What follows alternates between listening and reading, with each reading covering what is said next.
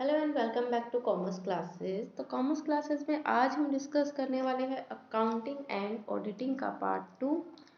तो ये वीडियो आपका यूज़फुल होने वाला है उन एस्पिरेंट्स के लिए जो कि तैयारी कर रहे हैं एचपीएससी असिस्टेंट प्रोफेसर की, यूजीसी नेट, एचटेट। अभी आपने जैसे कल ही आपने एक नोटिस आया है जो आपका जो एग्ज़ाम है एचटेट के रिगार्डिंग, वो आपका होने वाला है 7 और 8 दिसंबर को। तो तब तक आपका ये सिलेबस जो है वो ऑलमोस्ट कंप्लीट हो जाएगा, कोई दिक्कत वाली बात नहीं है। तो आप स्टेट के लिए इसको प्रिपेयर कर सकते हैं, एचपीएससी पीजीटी कॉमर्स के लिए भी ये वीडियो देख सकते हैं। तो उस एग्ज़ाम के लिए भी ये वीडियो यूज़फुल होने वाला है। ठीक है, जो भी एस्पिरेंट हमारे जो यूजीसी नेट 2024 दिसंबर का एग्ज़ाम देने वाले हैं तो वो ये वीडियो आराम से देख सकते हैं। साथ साथ एचपीएससी असिस्टेंट प्रोफेसर का जिन्होंने फॉर्म भरा हुआ है उनके लिए भी ये वीडियोस यूज़फुल होने वाला है। तो चलिए शुरू करते हैं आज की इस वीडियो को। उससे पहले मैं आपको ये बता दूं कि पार्ट 1 इसका आप देख सकते हैं, प्लेलिस्ट बनी हुई है, उसमें आप इसका पार्ट 1 देख सकते हैं। साथ ही साथ HRM की वीडियोस भी आप यहाँ पे देख सकते हैं, उसके भी 4 से 5 पार्ट हो चुके हैं, तो वो आप यहाँ पे देख सकते हैं। तो चलिए शुरू करते हैं आज के हमारे इस चैप्टर को, जिसमें हम पार्ट 2 डिस्कस करेंगे और ये हमारा होने वाला है अकाउंटिंग प्रिंसिपल से रिलेटेड। तो देखिए अकाउंटिंग क्या होती है और साथ में प्रिंसिपल क्या होते हैं। अकाउंटिंग बेसिकली आपकी किससे रिलेटेड होती है? तो अकाउंटिंग में हम क्या करते हैं, जो भी हमारे ट्रांजेक्शन होते हैं, ट्रांजेक्शन कैसे होते हैं, हमारे मॉनेटरी वैल्यू के जो हमारे ट्रांजेक्शन होते हैं, ठीक है, मॉनेटरी वैल्यू वाले जो हमारे ट्रांजेक्शन हैं उनको क्या करना होता है, रिकॉर्ड हम यहाँ पे करते हैं। उसके बाद हम बात करें तो हम उनको क्लासीफाई करते हैं, हम उनको समराइज करते हैं, लास्ट में हम क्या करते हैं, उनको इंटरप्रेट करते हैं।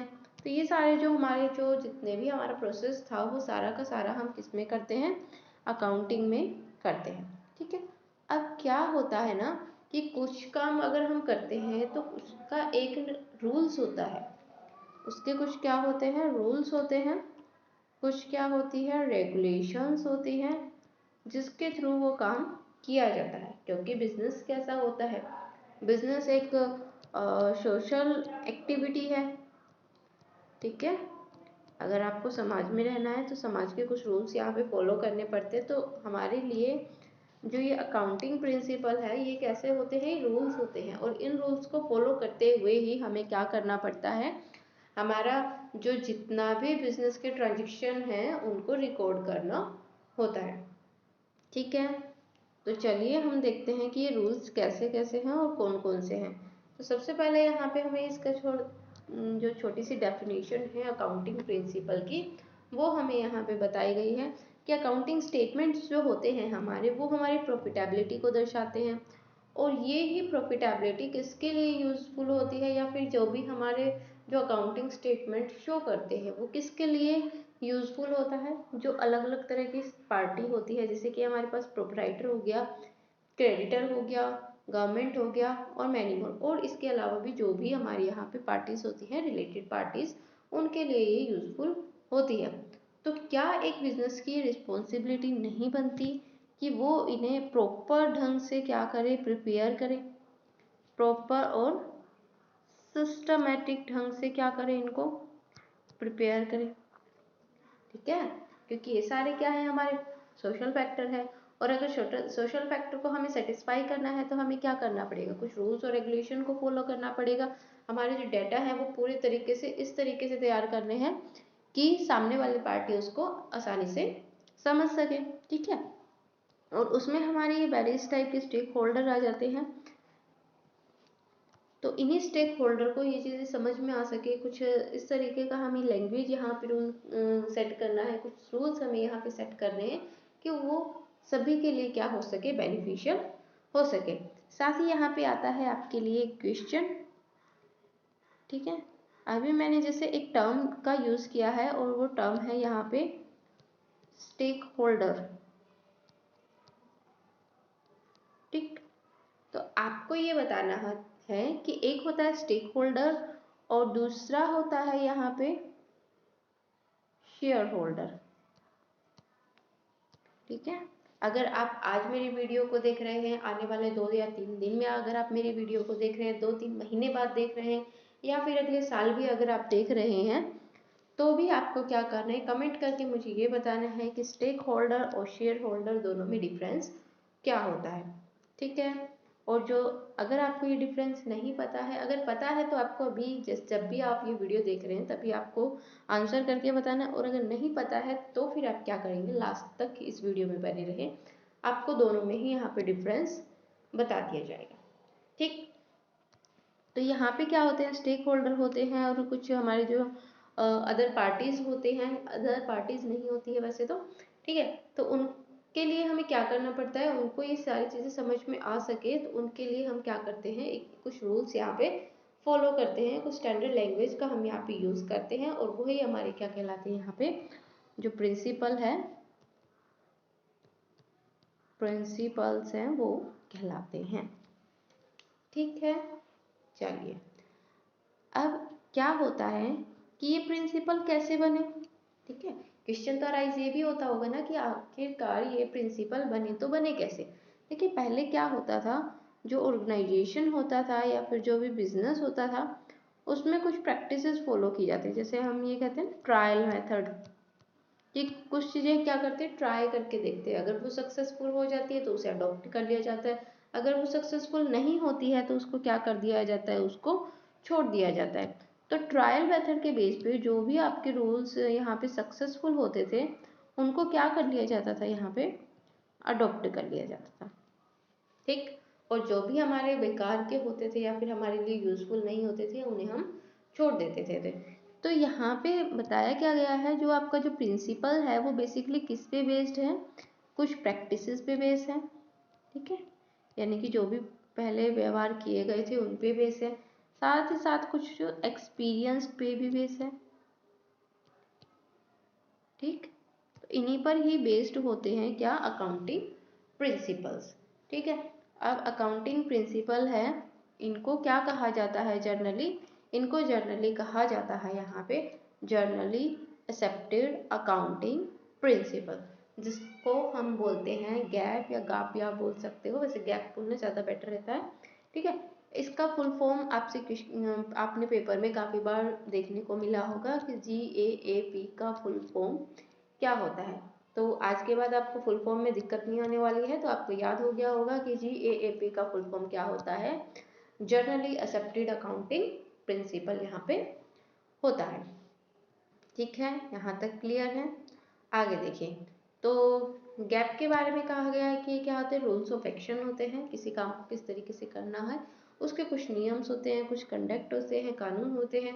ठीक है, जो किससे आए हैं, एक्सपीरियंस से आए हैं, साथ ही साथ प्रैक्टिसेस से आए हैं, जो कि होते हैं यूजफुल किसमें, प्रिंसिपल ऑफ अकाउंटिंग में। अगर ये एक्सेप्ट किए जाते हैं तो प्रिंसिपल ऑफ अकाउंटिंग में यूजफुल साबित होते हैं। ठीक, चलिए आगे हमारे पास आता है करेक्टरिस्टिक्स, यहाँ पे क्या क्या होती है अकाउंटिंग प्रिंसिपल की। तो बेसिकली क्या होने चाहिए जो हमारे अकाउंटिंग प्रिंसिपल है, देखिए हम पहले पढ़ के आ चुके हैं कि ये कैसे हैं, एक्सपीरियंस बेस्ड है। ठीक है, और एक्सपीरियंस किस पे हुआ है, प्रैक्टिस में, प्रैक्टिस करने से ही तो हमें एक्सपीरियंस आया है। तो ये कैसे होने चाहिए, प्रैक्टिकल होने चाहिए, यानी कि जीवन में यूजफुल होने चाहिए, ज़्यादा कॉम्प्लेक्स नहीं होनी चाहिए, कॉम्प्लिकेटेड नहीं होनी चाहिए, जिससे कि हम इसको यूज़ ना कर सकें। ठीक है, तो यही आपका कहा गया है कि क्या होने चाहिए आपके यहाँ पे, और जैसे फिजिबिलिटी होनी चाहिए, यानी कि ज़्यादा कॉम्प्लेक्स यहाँ पे नहीं होनी चाहिए, रेलिवेंस होनी चाहिए, रेलिवेंस यानी कि ये रेलिवेंट होने चाहिए आपके बिजनेस के लिए, यूजफुल होने चाहिए। अगर जो कोई चीज़ यूजफुल नहीं है तो हम उसका यूज़ नहीं करते हैं, तो ये हमारे पास हमारे लिए कैसे होनी चाहिए, बिजनेस के लिए यूजफुल यहाँ पे ये होनी चाहिए। नेक्स्ट अगर हम बात करें तो हमारे पास आता है यहाँ पे ऑब्जेक्टिविटी। ऑब्जेक्टिविटी का मतलब यहाँ पे क्या है कि ये किसी भी तरीके की बाइस इनमें नहीं होना चाहिए, पक्षपात इनमें नहीं होना चाहिए। ठीक है, पक्षपात नहीं होना चाहिए बिल्कुल भी। तो इस तरीके की हमारी कैसे होनी चाहिए, मतलब पक्षपात का मतलब ये है कि एक ऑर्गेनाइजेशन के लिए यूजफुल दूसरे के लिए यूजफुल नहीं, इस तरीके की नहीं होनी चाहिए, सभी के लिए सिमिलर होनी चाहिए, सभी पार्टीज को क्या करवाइए, सिमिलर तरह की इंफॉर्मेशन ये प्रोवाइड करवाने वाले होने चाहिए, ट्रूथफुल होने चाहिए, ट्रूथफुल होने चाहिए और साथ में करेक्टनेस भी होनी चाहिए, मतलब सही तथ्यों पर ये बेस्ड होनी चाहिए। किसी भी तरीके का उसमें ओवर या विंडो ड्रेसिंग नहीं की होनी चाहिए। ठीक, चलिए नेक्स्ट हमारे पास आता है काइंड्स ऑफ अकाउंटिंग प्रिंसिपल और पोस्टुलेट। देखिए जो अकाउंटिंग प्रिंसिपल होते हैं उनको हम पोस्टुलेट भी यहाँ पे बोलते हैं। ठीक है, तो यहाँ पे जो वेरियस टर्म यहाँ पे यूज की जाती है अकाउंटिंग प्रिंसिपल के लिए, जैसे अजम्पशन हो गया, कन्वेंशन हो गया, कॉन्सेप्ट हो गया, डॉक्ट्राइन हो गया, पोस्टुलेट हो गया, ये सारी टर्म किसके लिए यूज की जाएंगी? अकाउंटिंग प्रिंसिपल के लिए यूज की जाती है बेसिकली। वैसे अगर हम यहाँ पे देखें तो अकाउंटिंग प्रिंसिपल को यहाँ पे दो भागों में बांटा जाता है। एक होता है हमारे पास अकाउंटिंग कॉन्सेप्ट जिसको हम अजम्पशन भी बोलते हैं, और एक आती है हमारी कन्वेंशन जिसको हम बोलते हैं धारणाएं, कि ऐसा माना जाता है, पुराने समय से ये चली आ रही है, लाइक रीति रिवाज टाइप ये सारे होते हैं, यानी कि हमारे जो बिजनेस के रिचुअल्स हैं उन पर बेस्ड ये होती है। और जबकि हमारे अकाउंटिंग कॉन्सेप्ट कैसे होते हैं? ये वेरीफाइड होते हैं। ठीक है, ये कैसे होते हैं? लीगली वेरीफाइड होते हैं। ठीक है, चलिए तो यूजुअली जो हमारे पास अकाउंटिंग जो कॉन्सेप्ट होते हैं इनके नंबर भी देख लेते हैं हम यहाँ पे, आपको याद करने में यहाँ पे कैसे होंगे। जैसे अगर आपसे पूछा जाए कि लीगली वेरीफाइड कौन से होते हैं, अकाउंटिंग प्रिंसिपल होते हैं या फिर सॉरी अकाउंटिंग कॉन्सेप्ट होता है या फिर अकाउंटिंग कन्वेंशन होता है, तो आप क्या कहोगे? अकाउंटिंग कॉन्सेप्ट जो होते हैं वो लीगली वेरीफाइड होते हैं। दूसरी बात, अकाउंटिंग कॉन्सेप्ट कितने होते हैं आपके? 11 होते हैं, जबकि कन्वेंशन की अगर हम बात करें तो ये बेसिकली 4 होती हैं, कुछ बुक्स में ये 3 भी दी हुई होती है। बेसिकली आपको यहाँ पे ये 4 होती हैं, ऐसे याद रखना है। ठीक है, ये 11 होते हैं और ये 4 होते हैं, टोटल मिला के यहाँ पर हमारे पास 15 निकल करके आ जाते हैं। ठीक है, चलिए नेक्स्ट हम बात करें तो यहाँ पे हमारे पास जो फर्स्ट टाइप आता है किसका? अकाउंटिंग कॉन्सेप्ट का। अकाउंटिंग कॉन्सेप्ट का जो फर्स्ट टाइप हमें क्या कहता है? Business entity concept. ये कॉन्सेप्ट हमें क्या कहता है? जैसे बिजनेस क्या है? एक इकाई है। ठीक है, जैसे हम शुरू से ही पढ़ते आ रहे हैं बिजनेस की डेफिनेशन के जो एक कंपनी होती है वो कैसी होती है? एक आर्टिफिशियल पर्सन होती है, creating by law, having separate legal entity and perpetual succession. ठीक है, इस तरीके से हम उसके क्या पढ़ते आ रहे हैं? यहाँ पे डेफिनेशन ये पढ़ते आ रहे हैं। तो company is created by law, यानी कि इसका मतलब क्या है कि कंपनी क्या होती है? क्रिएटेड बाय लॉ होती है, आर्टिफिशियल पर्सन होती है। आर्टिफिशियल पर्सन होने का मतलब यहाँ पे क्या हो गया कि कंपनी भी यहाँ पे क्या है? कंपनी या जो भी आपका बिजनेस है वो यहाँ पे क्या है? जैसे बिजनेस अगर कोई किसी कंपनी के नाम से चलाया जा रहा है तो कंपनी यहाँ पे क्या हो गई?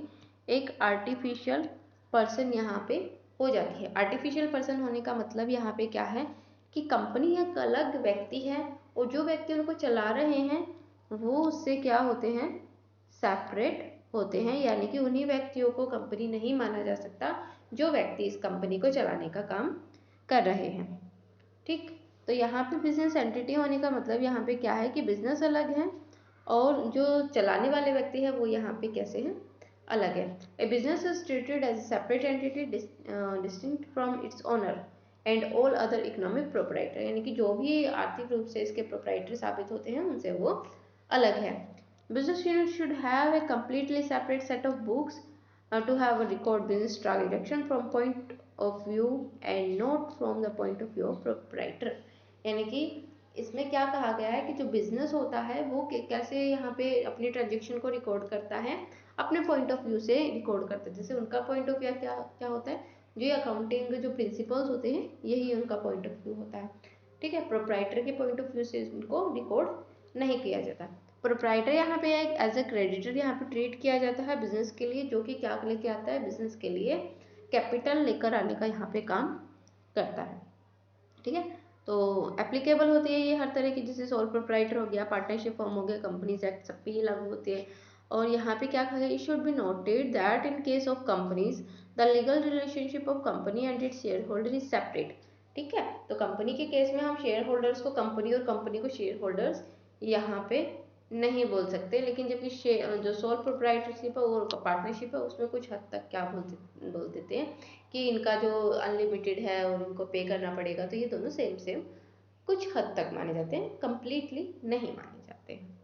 ठीक है, तो बिजनेस एंटिटी कॉन्सेप्ट यहाँ पे बेसिकली हमारा क्या कहता है कि जो बिजनेस है वो अलग है, और जबकि हमारे जो ये ओनर हो गए, शेयर होल्डर हो गए, ये क्या होते हैं, ये बिल्कुल अलग होते हैं। नेक्स्ट हमारे पास आता है जैसे मनी मेजरमेंट कॉन्सेप्ट, या फिर हम इसको अजम्पशन भी बोल सकते हैं। ठीक है, मनी मेजरमेंट क्या कहते हैं कि कोई भी अगर आप ट्रांजेक्शन कर रहे हो, ठीक, अगर आपने कोई भी ट्रांजेक्शन किया है तो आपको उसे किस में मेजर करना पड़ेगा, मनी के फॉर्म में मेजर आपको करना पड़ेगा, अदरवाइज वो ट्रांजेक्शन नहीं माना जाएगा। ठीक है, देखिए एग्जाम्पल के रूप में आप क्या कह सकते हो, जैसे मान लीजिए आपने खरीदा है कुछ, ठीक है, मान लीजिए आपने बिजनेस के लिए क्या खरीदी है, मशीनरी खरीदी है, और आपने कह दिया कि मैंने 4 मशीनरी खरीदी है या फिर मैंने 4 प्लांट लगवाए हैं। तो ये 4 प्लांट आप ऐसे नहीं लिख सकते हो आपके बिजनेस में कि 4 प्लांट, ऐसे नहीं लिख सकते। क्यों नहीं लिख सकते, क्योंकि सबसे पहले तो आपको क्या करना पड़ेगा, इसको मनी के टर्म में या फिर मनी के फॉर्म में इसको कन्वर्ट करना पड़ेगा, यानी कि इन 4 प्लांट है, इन 4 प्लांट की रुपीज़ में कितनी वैल्यू है आप उसको डिटरमाइन करोगे, उसके बाद इनकी जो वैल्यू है वह वहाँ पे पुट की जाएगी, ना कि आप इनकी क्वांटिटी को वहाँ पे पुट करोगे। ठीक है, तो कहने का मतलब यही है कि मनी के फॉर्म में ही यहाँ पे सारे ट्रांजेक्शन रिकॉर्ड किए जाएंगे, क्वांटिटी या क्वालिटी के फॉर्म में कोई भी ट्रांजेक्शन आपका रिकॉर्ड नहीं किया जाएगा, expressed in term of money. The information which can not be expressed in term of money is not included in accounting record. जैसे मान लीजिए कोई व्यक्ति है, कोई आपका एम्प्लॉय है, उसके पास बहुत अच्छे स्किल है, वो ऑनेस्ट है, तो ये सब आप चीज़ें रिकॉर्ड वहाँ पे नहीं कर सकते हो। ठीक, लेकिन अगर आप किसी को सैलरी देते हो, वो आप वहाँ पे क्या कर सकते हो, रिकॉर्ड कर सकते हो। क्यों, क्योंकि उसकी कोई मॉनेटरी वैल्यू होती है। अगर जिसकी मॉनेटरी वैल्यू नहीं होती है तो वो ट्रांजेक्शन आपका यहाँ पे रिकॉर्ड नहीं होता है। डन, आगे चलिए। ये है हमारा तीसरा कॉन्सेप्ट जो कि कहता है गोइंग कंसर्न अजम्पशन। अजम्पशन, ये हमारी अजम्पशन क्या कहती है कि एक जो बिजनेस है, जैसे गोइंग कंसर्न यानी कि चलता ही रहेगा, ठीक है, चलता ही जाएगा। तो गोइंग कंसर्न क्या कहता है कि बिजनेस आपका कैसा है, टाइम मतलब चलता ही जाएगा, आपने इसका एंडिंग यहाँ पे डिसाइड नहीं किया है। ठीक है, तो इसी को ध्यान में रखते हुए क्या किया जाता है, आपकी जो एसेट्स और लाइबिलिटीज होती हैं उसको क्या किया जाता है, उनका लेखा जोखा यहाँ पे किया जाता है। देखिए क्या कहा गया है, financial statement are normally prepared on the assumption that the enterprise is going concern, ठीक है, लंबे समय तक चलने वाला है, will continue in operation for a foreseeable future. ठीक है, यानी कि लंबे समय तक फ्यूचर में, मतलब अभी हमने डिसाइड ही नहीं किया है कि कब तक चलेगा, तो इस अजम्पशन को हम क्या बोलते हैं, कंटिन्यूटी अजम्पशन भी यहाँ पे बोलते हैं।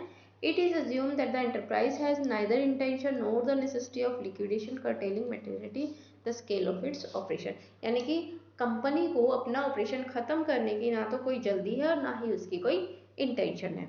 It is on the concept that we record fixed assets at their original cost and depreciation is charged on these assets without reference their market value। ठीक है, ये आपसे एक क्या क्वेश्चन पूछा जा सकता है कि जो फिक्स असेट्स हैं उसको ओरिजिनल कॉस्ट पर ही दिखाया जाता है, तो ये कौन से जो कॉन्सेप्ट या फिर अजम्पशन के थ्रू होता है। क्या, तो इसका करेक्ट आंसर यहाँ पे क्या हो जाएगा, गोइंग कंसर्न कॉन्सेप्ट। तो इसमें माना जाता है कि जो हमारा बिजनेस है वो लंबे समय तक चलेगा, ठीक है, और हम क्या करते हैं, जो हमारी जो एसेट्स होती हैं उसका वैल्यूएशन हमारा ओरिजिनल कॉस्ट पे ही करते हैं, हिस्टोरिकल कॉस्ट पे ही करते हैं। एट प्रेजेंट में चाहे उसकी वैल्यू घटे या बढ़े, हम उस पर उसका वैल्यूएशन नहीं करते। ठीक है, नेक्स्ट हमारे पास आता है अकाउंटिंग पीरियड कॉन्सेप्ट। देखिए जो हमारा बिजनेस होता है वो कैसे चलता है, वो हम ये मान के चलते हैं, एक सेकंड, हम ये मान के चलते हैं कि हमारा जो बिजनेस है वो लॉन्ग रन तक चलेगा, ठीक है, लेकिन लॉन्ग रन तक चलेगा तो इसका मतलब ये थोड़ी है कि हम जब हमारा बिजनेस खत्म होगा तभी हम क्या करें, हमारे प्रॉफिट एंड लॉस का कैलकुलेशन करें। ऐसा तो पॉसिबल नहीं है, क्योंकि हमें ही नहीं पता होता कि हमारा बिजनेस कब तक चलेगा। तो हमें क्या करना होता है, हमारे प्रॉफिट एंड लॉस का तो पता लगाना ही पड़ेगा। तो इसके लिए हम क्या करते हैं, हम अपने अकाउंट्स तैयार करते हैं पीरियोडिकली। ठीक है, अभी पीरियड अलग अलग हो सकता है, 6 महीने हो सकता है, 1 साल होता है। तो यूजुअली ये पीरियड कैसा होता है, 1 साल का ये पीरियड होता है, जिसमें हम क्या करते हैं, जो बिजनेस का इंटायर लाइफ होते हैं उसको एक साल में से डिवाइड कर देते हैं। और 1 साल बाद हम क्या कर लेते हैं, इसकी जो हमारा जो प्रॉफिट और लॉस कितना होता है 1 साल में, वो हम यहाँ पे फाइंड आउट कर लेते हैं। ठीक है, तो पीरियोडिसिटी कॉन्सेप्ट आपका यहाँ पे क्या कहता है कि जो बिजनेस है उसकी लाइफ तो बहुत बड़ी है, लेकिन हम प्रॉफिट एंड लॉस को फाइंड आउट करने के लिए हम क्या कर लेते हैं, यहाँ पे अकाउंटिंग पीरियड को मान के चलते हैं, जो कि बेसिकली कितने का होता है, 1 साल का होता है। प्रॉफिट एंड लॉस मतलब अकेला नहीं होता, हम इनकम स्टेटमेंट भी इसी के बेस पे जनरेट करते हैं। हमारी जो बैलेंस शीट होती है, बैलेंस शीट उसको भी इसी कॉन्सेप्ट के ऊपर हम प्रिपेयर करते हैं, ताकि हमारी जो फाइनेंशियल पोजीशन है उसको भी हम क्या कर सके, आसानी से शो कर सके। ठीक है, तो अकाउंटिंग पीरियड क्या कहेगा कि जो एंटायर जो लाइफ है बिजनेस की, उसको हम टुकड़ों में बांट देते हैं, और पर ईयर हम यहाँ पे क्या कर लेते हैं, उनका वैल्यूएशन कर लेते हैं कि पोजीशन हमारी पिछले साल के कंपैरिजन में अभी कैसी है। ठीक है, नेक्स्ट अगर हम बात करें तो हमारे पास आता है कॉस्ट कॉन्सेप्ट। ये भी हमारा किससे रिलेटेड होता है, हमारा जो एसेट्स होती हैं उससे ही रिलेटेड होता है। इसके बेस पे हम क्या करते हैं, जैसे आपने कोई एसेट्स खरीदी थी 2018 में 5 लाख की, अभी उसकी वैल्यू बढ़ कर के हो गई है 10 लाख, लेकिन आपकी बुक्स में आप कितने में दिखाओगे, 5 लाख में ही दिखाओगे। आप इसमें डेप्रिसिएशन माइनस करते जाओगे, लेकिन बढ़ी हुई वैल्यू पर आप इसकी वैल्यू नहीं दिखाते हो। तो ये कौन सा कॉन्सेप्ट कहेगा, आपका हिस्टोरिकल कॉस्ट कॉन्सेप्ट कहेगा, जो कि क्या कहता है कि जितनी भी असेट्स है आप उनको उनकी जो वैल्यू है वो किस पे दिखानी है, हिस्टोरिकल कॉस्ट पर ही दिखानी है। ठीक है, चाहे आपकी जो प्रेजेंट में या फ्यूचर में उसकी कितनी ही वैल्यू क्यों ना बढ़ रही हो, आप उसको नहीं शो करते हो। तो ये इसका जो मेन ऑब्जेक्टिव यहाँ पे ये होता है कि जो फ्री फ्रॉम बाइस रहे, और ऑब्जेक्ट किसी भी तरीके का कोई भी ऑब्जेक्शन इसमें ना रहे। ठीक है, इसको हिस्टोरिकल कॉस्ट कॉन्सेप्ट भी बोला जाता है, क्योंकि हिस्टोरिकल कॉस्ट को हम यहाँ पे शो कर देते हैं। इंपॉर्टेंट पॉइंट यहाँ पे नोट करने वाला ये है कि हमारी जो एसेट्स है उस पर डेप्रिसिएशन लगता है, ये आपने सुना होगा, लेकिन जो हमारी एक फिक्स एसेट्स है लैंड, उस पर कभी भी डेप्रिसिएशन नहीं लगता है। ठीक है, क्योंकि ऐसा माना जाता है जैसे प्लांट आपने लगा लिया, उसकी वैल्यू डे बाय डे कुछ गिसावट के कारण या फिर कुछ आपके टूट फूट के कारण क्या होती रहती है, कम होती रहती है। लेकिन लैंड एक ऐसी ऐसी जगह है जहाँ जिसकी वैल्यू क्या होती है, फ्यूचर में बढ़ने वाली होती है, तो इसलिए डेप्रिसिएशन लैंड पर कभी भी नहीं लगता है। इस चीज़ को आपको हमेशा ही याद रखना है। नेक्स्ट आ जाइए, नेक्स्ट हमारे पास आता है ड्यूअल एस्पेक्ट कॉन्सेप्ट, जिसको ड्यूअलिटी भी बोलते हैं। ड्यूअलिटी हम इसको क्यों बोलते हैं, देखिए, क्योंकि हमारे पास एक ट्रांजेक्शन है, जैसे हमने क्या किया है, परचेज किया है माल 10,000 रुपये में। ठीक है, एंट्री क्या हो जाएगी यहाँ पे, परचेज इन कैश आउट। तो ये हमारा debit word comes in, credit word goes out वाला फॉर्मूला यहाँ पे लग गया। ठीक है, परचेज आया है, कैश हमने पे कर दिया है, यानी कि यहाँ पे 2 अकाउंट यहाँ पे इफेक्ट हो रहे हैं। फर्स्ट हमारा हो जाता है यहाँ पे परचेज अकाउंट, सेकंड हमारा हो जाता है यहाँ पे कैश अकाउंट। परचेज अकाउंट में क्या हो रहा है, यहाँ पे कुछ इंक्रीज हो रहा है, कैश अकाउंट में हमारे यहाँ पे क्या हो रहा है, कुछ डिक्रीज हो रहा है। ठीक है, तो ड्यूअल एस्पेक्ट कॉन्सेप्ट हमारा यहाँ पे क्या कहता है कि एक जो ट्रांजेक्शन होता है उसके आपके पास यहाँ पे 2 पार्ट होते हैं, 2 पहलू होते हैं, और उन्हीं 2 पहलुओं के बेस पर आपकी जो अकाउंटिंग है वो की जाती है। इसलिए इसको बोला जाता है ड्यूअल एस्पेक्ट कॉन्सेप्ट। इसमें क्या होता है, एक अकाउंट यहाँ पे क्या होगा, डेबिट होगा, तो दूसरा यहाँ पे क्या होगा, क्रेडिट होगा। ठीक है, इस चीज़ का आपको ध्यान में रखना है। नेक्स्ट टाइम अगर हम बात करें तो हमारे पास आता है revenue recognition concept. Revenue recognition concept यहाँ पे क्या कहता है, ये आपके इनकम स्टेटमेंट से रिलेटेड होता है। ये क्या कहता है कि जितने भी आपने रेवेन्यू आपने रिसीव किए हैं वो आपको रिकॉर्ड करने हैं इनकम के फॉर्म में इन इनकम स्टेटमेंट में। एक पर्टिकुलर पीरियड यानी कि 1 साल में आपने कितना रेवेन्यू आपने जनरेट किया है, वो आपको अपने इनकम स्टेटमेंट में दिखाना है। Revenue means amount which is added to the capital, ठीक है, जो कि आपके कैपिटल में ऐड कर दी जाती है as a result of business operation, ठीक है, बिजनेस के ऑपरेशन से आपने कितना रेवेन्यू अर्न किया है वैसे ही आपकी ऐड यहाँ पे कर दी जाती है। सेल ऑफ गुड्स और बाय प्रोवाइडिंग सर्विसेज, जो भी रेवेन्यू, जो भी हमें इनकम कलेक्ट होती है उसको हम यहाँ पे क्या बोलते हैं, रेवेन्यू बोला जाता है, ठीक। तो रेवेन्यू रिकॉग्निशन जो हमारा कॉन्सेप्ट है वो क्या कहता है कि आपको रेवेन्यू यहाँ पे एक पर्टिकुलर पीरियड का रेवेन्यू क्या करना है, इनकम स्टेटमेंट में शो करना है। और रेवेन्यू होता क्या है एक्चुअली, जो भी आपने गुड्स वगैरह परचेज किए थे उनको सेल करने के बाद, या फिर जो भी आप सर्विस प्रोवाइड कर रहे हो उसके बाद में जो आपको इनकम जनरेट हो रही है उसको आप यहाँ पे क्या बोलोगे, रेवेन्यू बोलोगे, ठीक है। नेक्स्ट चलिए, नेक्स्ट हमारे पास आता है मैचिंग कॉन्सेप्ट। अब मैचिंग कॉन्सेप्ट आपका यहाँ पे क्या कहता है कि आपने कुछ एक्सपेंसेस किए हैं, कुछ एक्सपेंसेस करने के बाद आपको कुछ इनकम भी रिसीव हो रही है। एक्सपेंसेस आपने किसने किए, जैसे कि आपने मान लीजिए आपने गुड्स परचेज किए, ठीक, आपने क्या किया, उनको कन्वर्ट किया,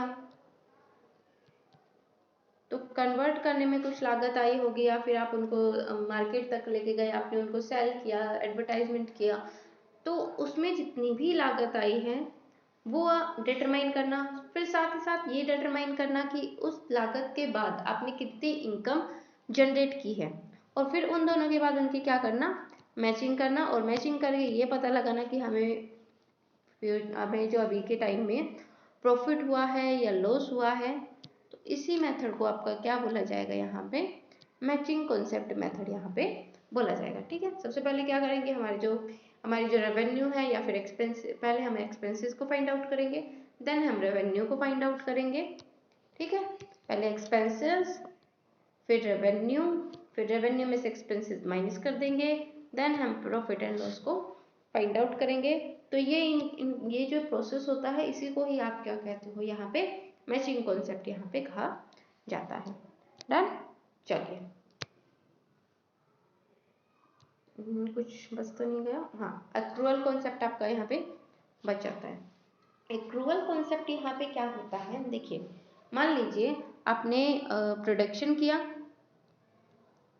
ठीक है, आपने प्रोडक्शन किया, आपने उस प्रोडक्शन को कर दिया सेल, लेकिन ये सेल आपने कैसे किया, आप जिसको भी आपने सेल किया उसने आपको कैश में पेमेंट ना करके आपने क्रेडिट में पेमेंट किया, यानी कि उसने बोला कि मैं इतने टाइम बाद आपका, मान लीजिए आपका अकाउंटिंग पीरियड 2013 से 14 का होता है, वो आपको कोई 15 की डेट दे देता है कि मैं इस तारीख को आपका ये रेवेन्यू पे सॉरी जो भी आपका एक्सपेंसेस बनता है वो आपको पे कर दूंगा।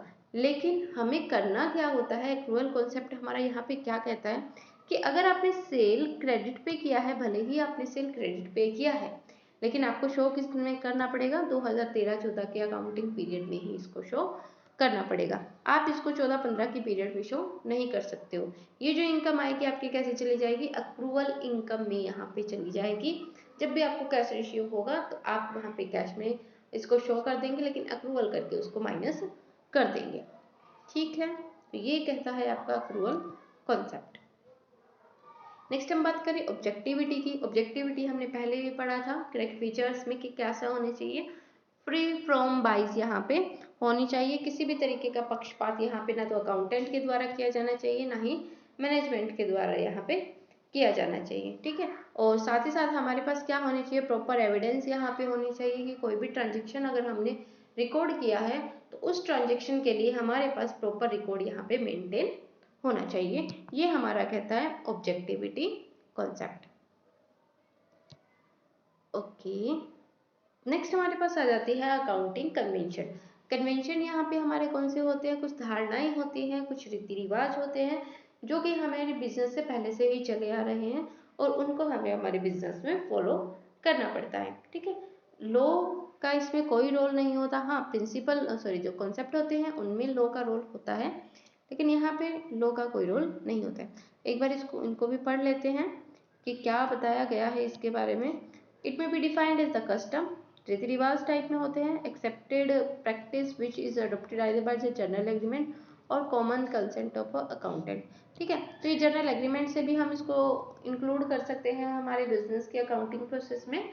साथ ही साथ ये जो अकाउंटेंट होता है वो भी अपनी मर्जी से इनको शामिल कर लेते हैं। But remembering point is the accounting concept and accounting convention both differ from each other. दोनों एक दूसरे से क्या होती है, अलग अलग होती है। Accounting concept created by law होते हैं, अकाउंटिंग कन्वेंशन क्या होते हैं, गाइडलाइंस होती है, दिशा निर्देश होते हैं, बेस्ड अपॉन कस्टम, कस्टम पे बेस्ड होते हैं, और यूसेज और जर्नल एग्रीमेंट, सामान्य जो भी आपके समझौते होते हैं और किस तरीके से इनको यूज करना है उस पर ये क्या करते हैं, डिपेंड करते हैं। आगे हमारे पास जैसे फर्स्ट हमारे पास यहाँ पे कन्वेंशन आता है, तो कन्वेंशन यहाँ पे आता है किसका, फुली डिस्क्लोजर का। तो कन्वेंशन ऑफ फुली डिस्क्लोजर आपको यहाँ पे क्या कहती है कि आपने जितने भी ट्रांजेक्शन किए हैं उसका यहाँ पे क्या करना है, पूरे तरीके से रिकॉर्ड यहाँ पे होना चाहिए, आपको उसको पूरे तरीके से दिखाना पड़ेगा। यानी कि जो जो ट्रांजेक्शन आप कर रहे हो, जो जो टर्म आप यहाँ पे यूज कर रहे हो, कौन सा आपने मेथड यहाँ पे यूज किया है, डेप्रिसिएशन के लिए कौन सा मेथड यूज किया है, प्रोविजन आपने किस तरीके से बनाया है, तो इस चीज का आपको यहाँ पे क्या करना पड़ेगा, पूरा का पूरा डिस्क्लोजर यहाँ पे करना पड़ेगा। ठीक है, there should be sufficient disclosure of information. ठीक है, which is of the material interest of the user of financial statement. जैसे फाइनेंशियल स्टेटमेंट के जो यूजर होते हैं, जैसे कि हमारे क्रेडिटर हो गए, उसके बाद हमारी गवर्नमेंट हो गए, हमारे मैनेजमेंट हो गए, जो भी यूज करने वाले हैं उसको आसानी से उनको क्या बताना है, हर एक चीज के बारे में यहाँ पे बताना है, उनको एम्पल इंफॉर्मेशन यहाँ पे क्या करना है, प्रोवाइड करवाना है। The principle is so important that the Companies Act make ample provision for the disclosure of essential information in the financial statement of the company। ठीक है, तो कंपनीज एक्ट ने भी क्या बनाया है यहाँ पे, जो अलग अलग तरह के प्रोविजन बनाए हैं जिससे कि जो ये फुल डिस्क्लोजर वाला कॉन्सेप्ट है ये कंप्लीट, सॉरी जो कन्वेंशन है ये कंप्लीट हो सके। नेक्स्ट हमारे पास है यहाँ पे कन्वेंशन ऑफ कंसिस्टेंसी। कंसिस्टेंसी का मतलब यहाँ पे क्या होता है, बेसिकली आप कंसिस्टेंसी का मतलब समझ लीजिए, आपको पूरा का पूरा ये जो कन्वेंशन ये समझ में आ जाएगा। ठीक है, तो कंसिस्टेंसी का जो कन्वेंशन है वो आपको यहाँ पे क्या कहता है कि जो मेथड या जो टेक्निक आपने फर्स्ट ईयर यूज की है वही मेथड और टेक्निक आप आने वाले फ्यूचर पीरियड में भी आप यूज करोगे। ठीक है, यानी कि जैसे कि हम इसका एक एग्जांपल लेके चले, मान लीजिए आपने डेप्रिसिएशन लगा रहे हो, फर्स्ट ईयर आपने स्ट्रेट लाइन मेथड यूज करा है, सेकेंड ईयर आपने कह दिया कि नहीं भाई हम तो स्ट्रेट लाइन यूज नहीं करेंगे, हम तो करेंगे डिमिनिशिंग वाला। तो ऐसे आप नहीं कर सकते हो, आपके जो डाटा होते हैं उसमें क्या होनी चाहिए, कंसिस्टेंसी होती है। फर्स्ट ईयर जो आपने रूल यूज किया है आपको सेकेंड ईयर भी वही रूल को फॉलो यहाँ पे करना पड़ता है। तो ये होता है कन्वेंशन ऑफ कंसिस्टेंसी। ठीक है, चलो इसको क्लियर करते हैं। तो क्या कहा गया है इसमें, accounting the convention state that accounting principle and method should remain consistent, यानी कि सेम ही होने चाहिए यहाँ पे from one year to another. There should not be change from year to year, यानी कि हमें इस साल हमने कुछ और यूज कर लिया, अगले साल हमने कुछ और यूज कर लिया, इस तरीके से हमने इसको नहीं करना है।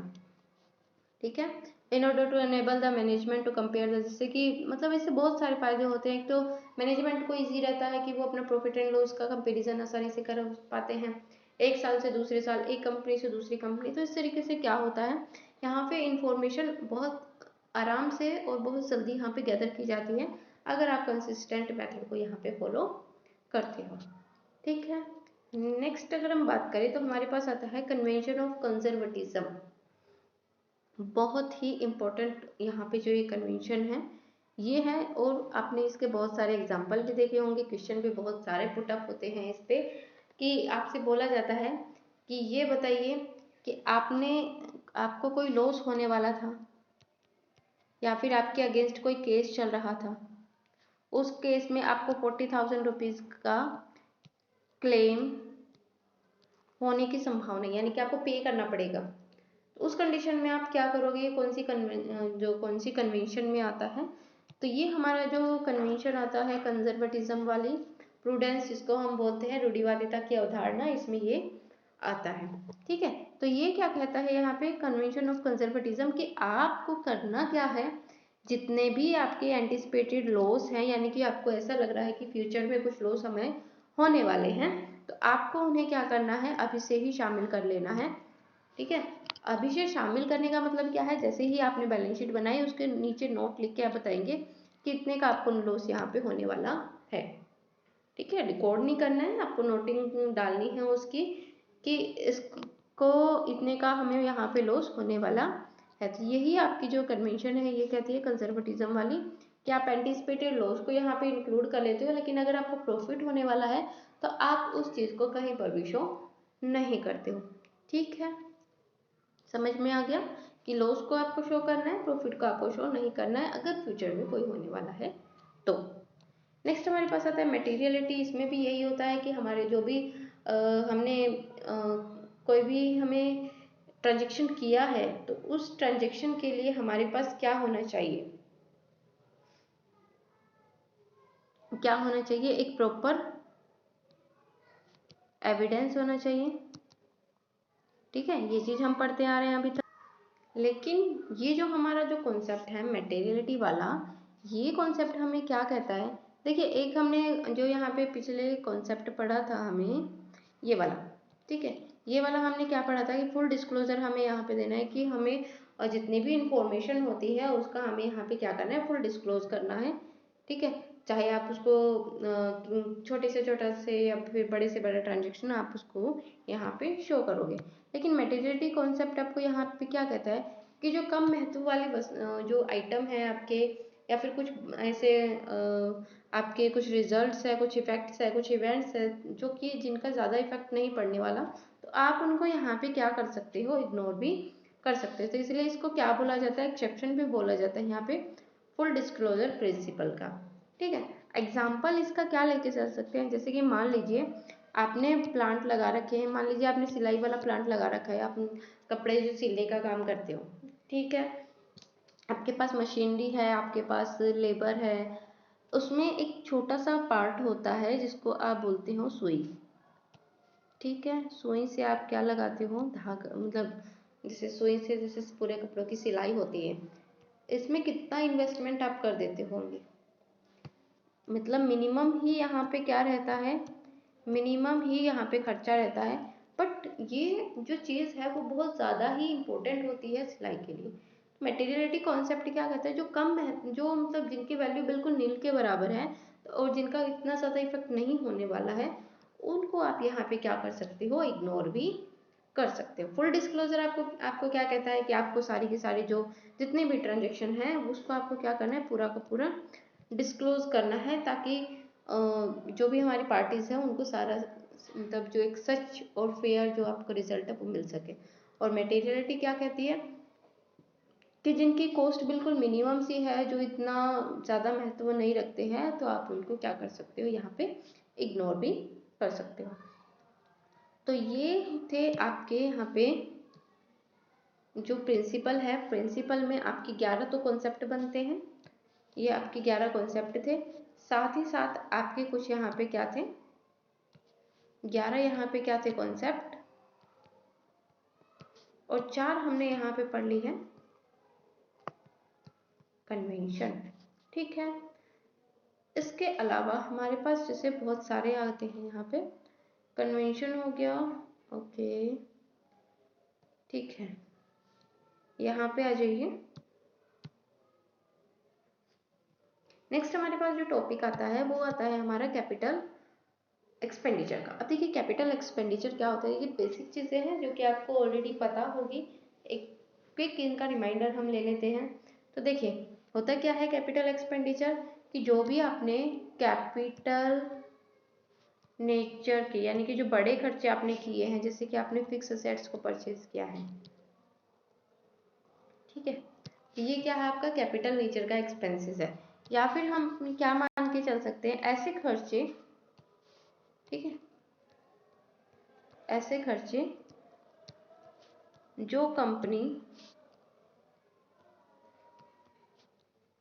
अपने जीवन काल में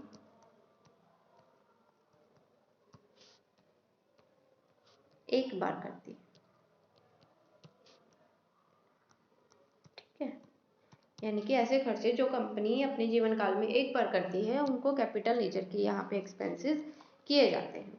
ठीक है, जैसे आपने प्लांट लगाया तो वो आपने एक बार लगाया, हालांकि आप प्लांट दूसरा भी लगा सकते हो, लेकिन दूसरा प्लांट क्या होगा, वो न्यू प्लांट हो जाएगा, पुराने वाला तो नहीं लगा रहे ना। तो ये क्या होता है कैपिटल एक्सपेंडिचर, कि कोई नई चीज़ करना और पहली बार करना, वो यहाँ पे क्या होता है, और क्या होता है बड़े साइज में करना। ठीक है, इमीडिएट रीसेल करना यहाँ पे मोटिव नहीं होता है। ठीक, तो वो क्या होता है हमारे पास यहाँ पे कैपिटल एक्सपेंडिचर हो जाएगा। जैसे मान लीजिए आपने मशीनरी है, मशीनरी में आपने ग्रीस वगैरह लगवाया है, वो आपका कैपिटल एक्सपेंडिचर में नहीं आएगा। क्यों? क्योंकि ये काम आप पर ईयर कर सकते हो, 6 मंथली कर सकते हो, 4 साल में एक बार कर सकते हो। लेकिन कैपिटल एक्सपेंडिचर आपने का कैसा होता है कि आपको ये एक्सपेंसेस जो है वो एक ही बार करने होते हैं और लंबे टाइम तक ये चलते हैं। मतलब कंपनी का या तो हम ये कहें कि जीवन काल तक चलते हैं, या फिर हम ये कह सकते हैं कि बहुत ज़्यादा लंबे टाइम तक चलने वाले हैं, और फिर हमें दूसरा अगर कोई करना है तो नया ही करना पड़ेगा, उस पर हम दोबारा खर्चा ऐसा मतलब, या फिर दोबारा उसके जैसा खर्चा नहीं होगा, वो हमारा क्या होगा कैपिटल एक्सपेंडिचर यहाँ पे हो जाता है। अपोजिट होता है ये रेवेन्यू एक्सपेंडिचर के। ठीक है, और generally one of kind and it's benefit is derived several accounting period, यानी कि इसके जो बेनिफिट होते हैं वो आने वाले लंबे समय तक यहाँ पे हमें मिलते रहते हैं। कैपिटल एक्सपेंडिचर में include purchase cost, delivery cost, legal charge, installation cost, upgradation cost और रिप्लेसमेंट कॉस्ट। ठीक है, ये सब इसमें इंक्लूड हो जाती है। जैसे कि मान लीजिए आप कोई मशीनरी लेके आए हो, उसको लेकर आने के बाद आपने उसको इंस्टॉल करवाया है, तो वो कॉस्ट भी आपका इसी में ही इंक्लूड आप कर दोगे। आपने कुछ किराया दिया है वो भी आप यहाँ पे इंक्लूड कर दोगे। ठीक है, आपने कुछ लीगल चार्ज यहाँ पे पे किए हैं वो भी आप यहाँ पे इंक्लूड कर सकते हो। ठीक है, लेकिन अगर आपने 1 साल बाद उसका मेंटेनेंस करवाया, फिर आपने दूसरे साल फिर मेंटेनेंस कराया, वो आपका इसमें इंक्लूडेड नहीं होगा। ठीक है, नेक्स्ट अगर हम बात करें रेवेन्यू एक्सपेंडिचर की, जो हमारे डे टू डे नेचर के एक्सपेंसेस होते हैं। ठीक है, डे टू डे नेचर के एक्सपेंसेस होते हैं, उनको हम बोलते हैं रेवेन्यू एक्सपेंडिचर। जैसे रेवेन्यू एक्सपेंडिचर में हमारे बहुत सारे, जैसे हमने कहा मेंटेनेंस करना है, हमें उन्हें ग्रीस ऑयल वगैरह देते रहना है, तो ये सारे कैसे होते हैं, हमारे रेवेन्यू नेचर के होते हैं। जो हमारी फिक्स असेट्स होती है ना, उनको मेंटेन करने के लिए, और जो हमारे जो नॉर्मल जो बिजनेस होता है, और बिजनेस के जो भी नॉर्मल फंक्शंस होते हैं, नॉर्मल फंक्शन, उनको कंप्लीट करने के लिए हम जितने भी एक्सपेंसेस करते हैं वो हमारे रेवेन्यू एक्सपेंडिचर में आ जाते हैं। ठीक है, इस चीज़ को आपको याद रखना है। जैसे कि हमारे पास हो गया यहाँ पे cost of finish goods, revenue expenditure हो गया। एस्टेब्लिशमेंट कॉस्ट, साथ ही साथ यहाँ पे repair cost, maintenance, repainting, renewal, ये सारे हमारे किस में आ जाएंगे, रेवेन्यू एक्सपेंडिचर में आ जाएंगे। ठीक है, fix do not form part of fixed assets, fixed assets में कोई पार्टिसिपेशन ये नहीं करता है। They are expensed in the income statement. अच्छा, ये वाले जो एक्सपेंसेस होते हैं ना, इनको हम इनकम स्टेटमेंट में शो करते हैं, जबकि जो हमारे कैपिटल नेचर के जो भी हमारे एक्सपेंसेस होते हैं उनको हम कहाँ पे शो करते हैं, बैलेंस शीट वगैरह में हम इनको शो करते हैं। ठीक है, इस चीज़ को भी आपको याद रखना है। नेक्स्ट अगर हम बात करें तो हमारे पास आते हैं डेफर्ड रेवेन्यू एक्सपेंडिचर। बहुत ज़्यादा हम ये कहें कि इम्पोर्टेंट होता है डेफर्ड रेवेन्यू एक्सपेंडिचर। तो कैसे होते हैं ये एक्सपेंडिचर, कि आपने एक बार इसका खर्चा कर दिया है, एक बार आपने खर्चा कर दिया है, और इसका जो बेनिफिट है वो आने वाले जो हमारे अपकमिंग ईयर है उनमें मिलेगा। मतलब एक बार नहीं मिलेगा, मिलता रहेगा, आने वाले सालों तक हमें क्या मिलता रहेगा, इनका बेनिफिट मिलता रहेगा। जैसे मान लीजिए आपने कर दिया यहाँ पे एडवर्टाइजमेंट। ठीक है, आपने एक बार एडवर्टाइजमेंट कर दिया, वो एडवर्टाइजमेंट चलता रहेगा, चलते रहेगा, तो जो भी एडवर्टाइजमेंट को देखेगा उससे मोटिवेट होगा, और मोटिवेट होने के बाद क्या करेगा, आपके प्रोडक्ट को परचेज करेगा। तो ये किस तरीके का एक्सपेंडिचर है, डेफर्ड रेवेन्यू एक्सपेंडिचर है। और इसको हम क्या करते हैं, एक बार ही राइट ऑफ ना करके आने वाले सालों में भी इसको राइट ऑफ करते रहते हैं, थोड़ा थोड़ा करके हम इसको राइट ऑफ करते रहते हैं। ठीक है, एसेट साइड में हम इसको शो करते हैं बैलेंस शीट की में, जो बचा हुआ पार्ट होता है प्रॉफिट एंड लॉस से हम इसको चार्ज कर लेते हैं, जितना पोर्शन हमें चार्ज करना होता है। डन। नेक्स्ट हमारे पास आता है कैपिटल इनकम। कैपिटल इनकम हमारी कैसी इनकम होती है, जो कैपिटल एक्सपेंडिचर जैसे हमारा हम करते हैं वो एक ही बार किया जाता है, और कैपिटल इनकम हमें क्या होती है, ऐसी इनकम जो एक बार ही होने वाली है बिजनेस के ऑपरेशन में, उसको हम क्या बोलते हैं यहाँ पे कैपिटल इनकम बोलते हैं। ऑपरेटिंग प्रॉफिट की तरह नहीं होती है कि बार बार हमें हर साल होती रहे, एक बार ही होगी एक ही ऑपरेशन से, उसको हम बोलेंगे यहाँ पे कैपिटल इनकम। जैसे हमने मशीनरी थी, एक 55,000 की मशीनरी थी, हमने उसको क्या कर दिया, सेल कर दिया है कितने में, 70,000 में, ठीक है। तो ये जो हमारे पास 55 की थी, हमने इसको 70 में सेल कर दिया, तो 15,000 का हमारे पास क्या होता है, एक यहाँ पे प्रॉफिट निकल के आता है, ठीक है भाई। ये तो हमारे पास कॉस्ट ही था 55,000 का, 70 में हमने इसको सेल कर दिया, 15,000 हमारे पास प्रॉफिट आया ना। तो इस प्रॉफिट को हम क्या कहेंगे, कैपिटल प्रॉफिट या कैपिटल इनकम हम इसको बोलेंगे, ठीक है। एक ही बार होने वाला, अब मशीन हम बार बार तो सेल करेंगे नहीं, क्योंकि हमारा काम ही नहीं है मशीन सेल परचेज करना, तो हम तो प्रोडक्ट को सेल परचेज कर रहे हैं ना। उस कंडीशन में ये जो हमारे पास प्रॉफिट होगा, ये कैसा प्रॉफिट हो जाएगा, हमारा कैपिटल नेचर का प्रॉफिट हो जाएगा। रेवेन्यू इनकम, कैपिटल का अपोजिट, बार बार होने वाली इनकम, बेसिकली किससे होगी, गुड्स और सर्विस को सेल करने से होगी, ठीक है। रेवेन्यू लॉस, बार बार होने वाला लॉस, ठीक है, कैसे होगा, कैसे भी हो सकता है, सेल ऑफ गुड्स और सर्विसेज को सेल करने से होगा, ठीक है। ये हमारी कैसे हो जाए, अच्छा इसका एक अपोजिट भी हो सकता है, जैसे कैपिटल इनकम है, कैपिटल लॉस भी हो सकता है। मान लीजिए आपकी जो मशीनरी थी वो 70,000 की थी, ये इसकी कॉस्ट थी, आपने इसको 55,000 में ही सेल किया, तो अब जो 15,000 का लॉस होगा वो आपका यहाँ पे कैपिटल लॉस हो जाएगा, ठीक है। तो ये चीज़ भी आपको ध्यान में रखनी है। कैपिटल रिसिप्ट आपको किस किस से मिल सकती है, तो कैपिटल तो आपको नेचर का पता लग ही गया होगा, जो एक बार होती है, ठीक है, और उसी को हम क्या बोलते हैं, कैपिटल रिसिप्ट यहाँ पे बोलते हैं। तो चलो डिस्कस कर लेते हैं कैसे कैसे हमें कैपिटल रिसिप्ट हो सकती है। An amount received in the form of capital from the owner and as loan from outsider is known as capital receipt. यानी कि जो ओनर से या फिर जो आउटसाइडर क्रेडिटर वगैरह होते हैं उनसे हमें मिलती है कैपिटल के रूप में, उसको हम क्या बोलते हैं यहाँ पे कैपिटल रिसिप्ट बोला जाता है, ठीक है। Beside cash received by selling share debenture, इसमें ये सारी चीज़ें इंक्लूड होती हैं। जैसे कि हमने क्या किया है यहाँ पे, हमने सेल किए हैं यहाँ पे शेयर्स को, डिबेंचर को, परमानेंट एसेट्स को, तो ये सारी की सारी कैसी होती है, कैपिटल रिसिप्ट में आ जाती है। नॉन रिकरिंग नेचर की होती है, बार बार न होने वाली प्रकृति की ये होती है, और ऑब्लिगेशन होती है कि इनको कहाँ पे शो करना है हमें, लाइबिलिटी साइड में, बैलेंस शीट के, ठीक है। बैलेंस शीट के लाइबिलिटी साइड में आप इनको शो करते हो कहाँ पे, रिजर्व एंड सरप्लस में, ठीक, यहाँ पे आप इनको शो करने का काम करते हो। तो क्या क्या होते हैं आइटम इससे रिलेटेड, जैसे amount receive from the owner as capital, आपने कैपिटल के रूप में अमाउंट रिसीव की, जैसे शेयर कैपिटल हो सकती है और आपके प्रेफरेंस शेयर कैपिटल हो सकती है। सेल ऑफ शेयर, आपने सेल कर दी शेयर, उससे भी आपकी हो सकती है। लोन के रूप में आप ले सकते हो, सेल करने से आपकी हो सकती है, और अदर जो भी कोई इनकम है आपकी नॉन रिकरिंग नेचर की, वो भी आप इसमें इंक्लूड कर सकते हो। रेवेन्यू रिसिप्ट आपको पता ही है, जो डे टू डे बिजनेस में होती है, और गुड्स और बेसिकली कहाँ से होती है, गुड्स और सर्विस से होती है। मेन सोर्स होता है इनकम का, रेगुलर टाइप की होती है, ट्रेडिंग और प्रॉफिट एंड लॉस अकाउंट में हम इसको शो करते हैं। आइटम यहाँ पे क्या हो जाएगा, सेल ऑफ गुड्स और जो सर्विस है उनके सेल से हमें जो इनकम रिसीव हो रही है वो रेवेन्यू रिसिप्ट हो जाएगी। बाय वे ऑफ डिस्काउंट हो गया, कमीशन हो गया, इंटरेस्ट और डिविडेंड, इनसे भी जो हमें इनकम मिलती है वो भी हमारे यहाँ पे रेवेन्यू रिसिप्ट हो जाएगी। साथ ही साथ हमारे वेस्ट पेपर हैं, जैसे हमारे न्यूज़पेपर वगैरह हो गए, पैकिंग केसेस हो गए, उनको सेल करने से अगर हमें कुछ इनकम हो रही है तो वो भी हमारी कैसे हो जाएगी, रेवेन्यू रिसिप्ट यहाँ पे हो जाएंगे। आगे चले, चलो नेक्स्ट हमारे पास आता है यहाँ पे फाइनेंशियल स्टेटमेंट।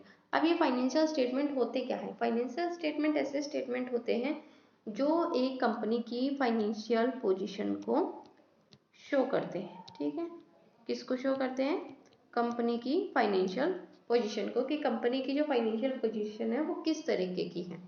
हिस्टोरिकल होते हैं ये इन नेचर, और प्रिपेयर किए जाते हैं अकाउंटिंग कॉन्सेप्ट और प्रिंसिपल के बेस पे, ठीक है। ये चीज़ आपको याद रखनी है, हिस्टोरिकल होते हैं नेचर में, प्रकृति कैसी होती है, हिस्टोरिकल होती हैं, यानी कि पास्ट को देखते हुए क्या किए जाते हैं, प्रिपेयर किए जाते हैं। और इनको प्रिपेयर करते टाइम आपको अकाउंटिंग की जो भी प्रिंसिपल्स हैं, कॉन्सेप्ट्स हैं, वो आपको यहाँ पे याद रखने होते हैं। स्टेटमेंट क्या होते हैं, बेसिकली ऑर्गेनाइज्ड और समराइज्ड फॉर्म होते हैं, ठीक है। जैसे बैलेंस शीट का एक परफॉर्मा है, उसी के अकॉर्डिंग आप क्या करते हो, प्रिपेयर करते हो। ट्रेडिंग अकाउंट का एक परफॉर्मा है, उसी के अकॉर्डिंग आप क्या करते हो, प्रिपेयर करते हो। P&L का क्या है, एक परफॉर्मा है, उसी के अकॉर्डिंगली आप क्या करते हो, उसको प्रिपेयर करते हो, ठीक है। और डिटेल्ड इन्फॉर्मेशन आपको यहाँ इसमें देनी होती है अकाउंटिंग पीरियड की, जितने भी आपने ट्रांजेक्शन किए हैं एक अकाउंटिंग पीरियड में, वो आपको यहाँ पे डिस्क्लोज करने होते हैं at the end of period, ठीक है। Legal requirement related to financial statement, ये कुछ लीगल रिक्वायरमेंट है हमें। एक्रूअल बेसिस को हमें यहाँ पे यूज करना है, साथ ही साथ हमें डबल एंट्री सिस्टम, एक्रूअल और डबल एंट्री सिस्टम दोनों आपको एक्सप्लेन कर दिए गए हैं कि जिस टाइम आपने प्रोडक्ट आपने सेल कर दिया उसी टाइम आपको क्या बनी जाएगी, वो इनकम मानी जाएगी, चाहे आप उसकी इनकम अगले साल रिसीव ही क्यों ना कर रहे हो। डबल एंट्री पर ये बेस्ड होता है। नेक्स्ट अगर हम बात करें तो हमारे पास जैसे प्रॉफिट एंड लॉस आता है और बैलेंस शीट आती है, तो ये क्या होते हैं, ये एक जो बेस्ड परफॉर्मा होता है उसी के बेस पर ये तैयार किए जाते हैं। आगे हम बात करें तो यहाँ पे एक जो जॉन एंड मेयर है, इन्होंने डिफाइन किया है फाइनेंशियल स्टेटमेंट को, तो ये डेफिनेशन इसकी देख लेते हैं। Financial statement provide a summary of account of business enterprises, ठीक है, समरी तैयार करते हैं ये। Balance sheet reflecting the assets and liability, सबको पता है कि बैलेंस शीट आपकी क्या शो करेगी, आपकी जो एसेट्स एंड लायबिलिटीज है उसको शो करती है। साथ ही साथ अगर हम बात करें कैपिटल की भी ये शो करती है, लायबिलिटी साइड में जैसे हम कैपिटल यहाँ पे शो करते हैं। On a certain date and income statement show result and operation during a certain period, ठीक है। तो इनकम स्टेटमेंट आपका क्या यहाँ पे शो करेगा कि कितना आपने ऑपरेशन किया है और उस ऑपरेशन का आपको रिजल्ट यहाँ पे क्या मिला है। डन, आगे चलिए। आगे क्या कहा गया, a set of financial statement as per section 240 of the companies act 2013, ये इंक्लूड करता है। तो ये सेक्शन जो है ये बहुत ही इंपॉर्टेंट है, ये आपको याद रखना है। पूछा जा सकता है under section 240 of the companies act क्या क्या इंक्लूड किया जाता है। तो इसमें बेसिकली हमारे पास आता है जैसे बैलेंस शीट होता है, असेट्स और लाइबिलिटी साइड होती है इसमें, ठीक है। असेट्स में हमारे जो लाइबिलिटीज वगैरह है, जो भी हमें पे करना होता है वो हम यहाँ पे दिखाते हैं। और इसको हम पोजीशन स्टेटमेंट भी कहते हैं, क्यों, क्योंकि हमारी फाइनेंशियल पोजीशन को शो करता है। नेक्स्ट अगर हम बात करें तो हमारे पास आता है यहाँ पे P&L अकाउंट, जो हमारी प्रॉफिटेबिलिटी को शो करता है, और इसको हम इनकम स्टेटमेंट के नाम से भी जानते हैं। ये कितना हमने प्रॉफिट अर्न किया है, कितना नहीं लॉस हुआ है, वो यहाँ पे शो करने का काम करता है। नेक्स्ट अगर हम बात करें हमारे पास आता है कैश फ्लो स्टेटमेंट, तो कैश इनफ्लो कितना हुआ है, कैश आउटफ्लो कितना हुआ है, वो यहाँ पे शो कौन करने का काम करेगा, कैश फ्लो स्टेटमेंट यहाँ पे शो करता है। और एज पर अकाउंटिंग स्टैंडर्ड 3 इसको बनाया जाता है। आगे अगर हम बात करें तो statement of change in equity, ये भी हमारे पास आता है, इसको भी हम तैयार करते हैं, ठीक है। और नोट्स ऑफ अकाउंट, यहाँ पे एक नोट दिया हुआ है, it is an explanatory note annexed to any document referred above.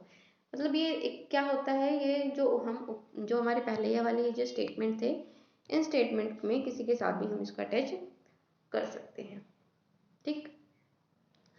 Section यहाँ पे एक और बताया गया है 129 of the companies act 2013 require every company to prepare financial statement every year, ठीक है। 129 यहाँ पे क्या कहता है कि हर एक कंपनी को, प्रत्येक कंपनी को जो अपने अकाउंटिंग स्टेटमेंट है वो हर साल बनाने होते हैं। प्रिस्क्राइब फॉर्म यहाँ पे दिया है schedule 3 of the companies act 2013। अगर आपसे पूछा जाए कौन से एक्ट के अकॉर्डिंग आपके जो ये balance sheet, profit and loss वगैरह ये बनते हैं, तो आपको बताना है यहाँ पे शेड्यूल यहाँ पे 3 है कंपनीज एक्ट 2013 का, ठीक है।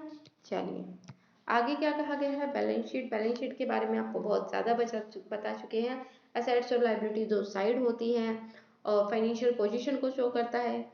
ये यहाँ पे जो शेड्यूल 3 है कंपनीज एक्ट के पार्ट 1, इसके थ्रू यहाँ पे क्या किया जाएगा, प्रिपेयर किया जाएगा। वर्टिकल आपको यहाँ पे यूज़ करना है, पहले जैसे हॉरिजॉन्टल होता था अब वर्टिकल हो गया है 2013 के बाद।